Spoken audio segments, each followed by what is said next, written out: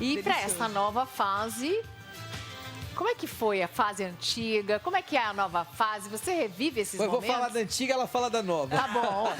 Bom, a antiga foi muito legal, foi muito importante, porque era um programa muito diferente. Um programa de 11, 12 horas de duração, mas numa época totalmente diferente. Numa época que não tinha essa tecnologia, não tinha essa interação e não tinha essa qualidade técnica que a gente tem hoje. Mas tudo era muito novo e tudo era muito difícil.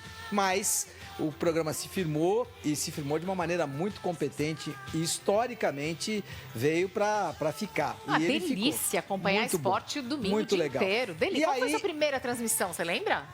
Bom, eu entrei aqui em 81, né? Eu vim da Globo em 80 e 81 eu entrei... tinha 11 anos. Você tinha 11 anos? A Glenda tinha nascido, não? Já, eu já era bem pequenininha. Bem pequenininha. Eu entrei em 81. Aí o Luciano veio pra cá em 83. E a gente fez Jogos Pan-Americanos de Caracas em 83. Aí quando voltamos do Pan-Americano, o Luciano assumiu aqui, mas eu ainda era repórter. Eu vim apresentar o programa a partir de 86. E agora, a Glenda me vem com uma qualidade que pouquíssimas profissionais têm no Brasil e ela tem uma vantagem. Ela é muito moderna. Então, o programa está muito interativo. É essa coisa ela gosta. Fala aí. Fala, Glenda, Eu porque falei, a Glenda ele fez não a quer transição do esporte para o jornalismo esportivo e é isso. Tá sempre antenada.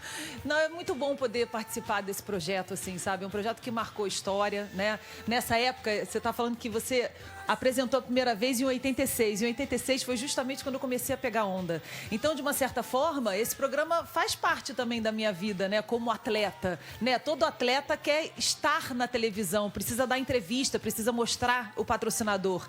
Hoje em dia, tá vestindo essa camisa, tá com essa responsabilidade, isso é uma coisa que a gente fala A muito gente também. tem umas fotos suas de quando você pegava onda, de quando você era campeã. Então, essa época aí, eu tô lembrando, isso aí foi em 91. Aí eu vi o Elia, né, participando da Olimpíada de 92. Então, eu hoje em dia, poder dividir um espaço desse tamanho com esse profissional que, enquanto eu estava pegando onda, ele já estava exercendo a nossa profissão, né? Apresentando e contando as histórias do esporte, mostrando as histórias do esporte, é fantástico, né? Eu acho que o papel do Show do Esporte é justamente isso, é mostrar todas as modalidades esportivas novamente. É o brasileiro saber que no domingo, que é um horário, né, um dia nobre da família brasileira, a Band poder abrir a TV aberta e dar todas essas horas novamente para o esporte mostrar a sua relevância, a sua importância. O que mudou na sua vida quando você ganhou aquele título mundial?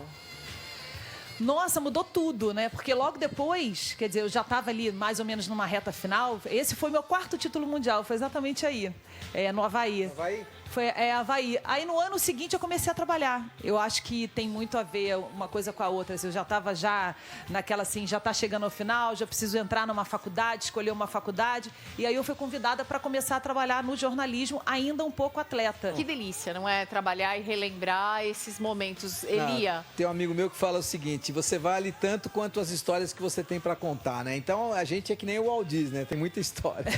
Você então?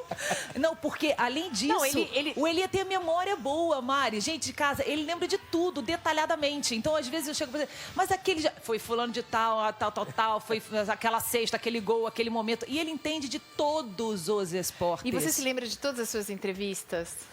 Não me lembro de todas, mas se você colocar qualquer uma, eu vou me lembrar, né? Então, Aquela do Pelé, ela essa foi especial. Muito especial, Foi. porque o Pelé é uma coisa de louco, né? Porque qualquer coisa que você falar do Pelé é pouco, né? O Pelé transcende todos os níveis, mas ele foi nosso comentarista em 86. Na Copa do Mundo de 86. E aí eu convivi durante 50 dias com este fenômeno no México. Imagine você estar com um cara como esse no México. Pra você ter uma ideia, nós fomos num show do Julio Iglesias, e aí o show começava às 9 horas. Aí nós chegamos no show, o Pelé falou assim, sempre com assessores, os caras tudo, vocês vão entrar 9h15, porque o show começa às 9. Eu falei, nós vamos entrar com o show começado. O Pelé falou, claro, você quer que a gente entre pra arrebentar com o show? Eu falei, tá bom, entendi. Aí nós entramos quietinho, o show já tinha começado, o Julio lá cantando, não sei o quê, a gente sentou, primeira fileira, tal, Pelé, né? Aí, maravilhoso. 5 minutos depois que a gente tinha chegado, Pelé tirou a touquinha lá que ele entrou, começou um buchicho, um burburinho, e parou o show, o Julio Iglesias parou o show, mandou acender a luz, falou, não adianta, porque já descobriram que o rei tá aqui e não adianta. Parou o show, os caras levantaram, 1000 pessoas levantaram e começaram a bater palma e não parava. Você bateu os pênaltis com ele, né? Jogou Bati tênis. os pênaltis. Foi... Não, no tênis eu arrebentei com ele. Agora, no futebol, a natação nós empatamos. No futebol foi um massacre. Ô, Glenda, menos, você também tem um bem, monte de amigos. Você fez um monte de amizades, até porque você também era atleta. Então, mas assim, quem são suas melhores amigas atletas? Atletas? Nossa, tem algumas. Mas assim, a minha melhor amiga atleta, Virna, Do vôlei. do vôlei, Malrem Maggi, Hortência, Shelda, do vôlei de praia, também ficamos muito Tudo amigas. campeã, não tem nenhuma mais ou menos aí. Tudo medalha de ouro, tudo campeã Ela do é mundo. minha amiga e eu era banco. Não, mas é por causa do jornalismo. E no jornalismo você é medalha de ouro. Não, eu fiz muita amizade, tenho até hoje as amizades, eu acho... E esse é o que fica, esse é o que é o bom da vida. A Glenda já chegou numa outra época, mas você é daquela época em que os comentaristas, os narradores, os repórteres esportivos não podiam falar nem demonstrar em nenhum momento o time para o qual eles torciam. Você depois tornou público o time, seu time do coração, aí... Não, sabe o que acontece? É que no começo, quando você é repórter, é mais complicado você ficar declamando em prosa e verso qual é o seu time, né? Porque você vai ter que fazer jogo no Corinthians, vai ter que fazer jogo no Palmeiras, vai ter que fazer jogo no Flamengo, você vai ter que fazer jogo no Grêmio. Viaja muito para fazer os jogos. Então não é muito prudente, por uma questão de segurança, você sair falando qual é o seu time. Mas depois que você passa a ser apresentador, eu sou um cara assim muito franco.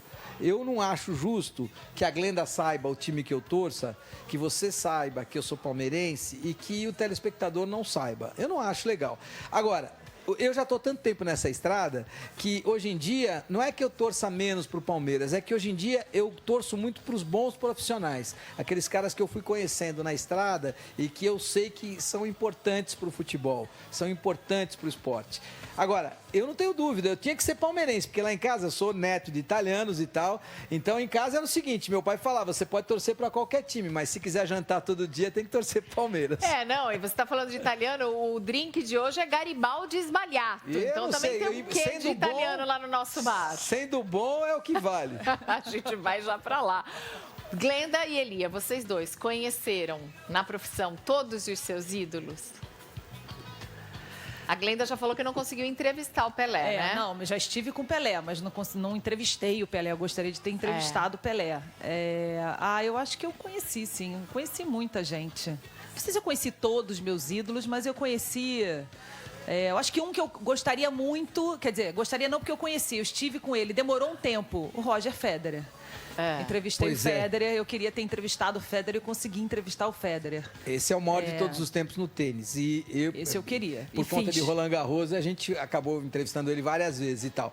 Eu acho que eu tive muita sorte na vida, né? Porque, e muita dedicação para ir buscar também, né? Então, eu sempre fui o cara que não aceitava o não, né? E aí se você vai... Os caras mais saudosistas, eu não gosto de ser saudosista, eu acho que o bom momento é o de hoje, mas, por exemplo, quando você lembra de atletismo, você tem que lembrar do Carl Lewis. Esse cara ganhou 4 medalhas de ouro olímpicas e era quase impossível fazer uma entrevista exclusiva com ele. Era, assim, o grande gênio, era mais que o Bolt foi neste passado recente. Então, eu entrevistei o Carl Lewis, eu entrevistei o Mike Tyson. Agora, se você me perguntar, faltou, talvez eu gostasse de ter entrevistado o Muhammad Ali, o Cassius Clay que eu não entrevistei. Nossa, Muhammad Ali. Porque eu sou desse tempo que poderia ter entrevistado, esse não deu, mas os outros todos acho que eu entrevistei. Olha, muito bom, né, você ter isso no seu currículo, assim, ter entrevistado essas pessoas. Eu não, eu cheguei depois, não entrevistei tanto, assim não, mas... Peguei umas pessoas legais, assim. Simone Biles. Você acha que da ginástica. muda? Mas tem coisas muito curiosas, por Simone exemplo... Biles na ginástica. Simone Biles. E é o equivalente ao quê? A uma Nádia Comaneci? Porque a Nádia Comaneci foi o primeiro 10 da ginástica na história. Então ela vai ficar sempre marcada. Mas a Simone Biles é um gênio. É um gênio. Acho que não dá para comparar. São épocas diferentes da ginástica. A mesma coisa você comparar... Assim, eu não gosto de comparar o futebol atual com o futebol da década de 70, década de 50. São coisas diferentes. Mas tem coisas muito curiosas que a profissão acaba fazendo que a gente viva, né? Por exemplo, uma vez eu entrevistei o Tom Cruise com o Zico dentro do Maracanã. Então, assim... juntar uma coisa. Ele é baixinho mesmo? É baixinho mesmo, mas é super simpático, foi um amor. Tinha estudado a vida do Zico, sabia exatamente que o Zico era o artilheiro do Maracanã, antes da reforma, aquela coisa toda. Então, são coisas inusitadas que a gente às vezes passa na vida da gente, né? Encontros inusitados, sabe? E isso é muito interessante.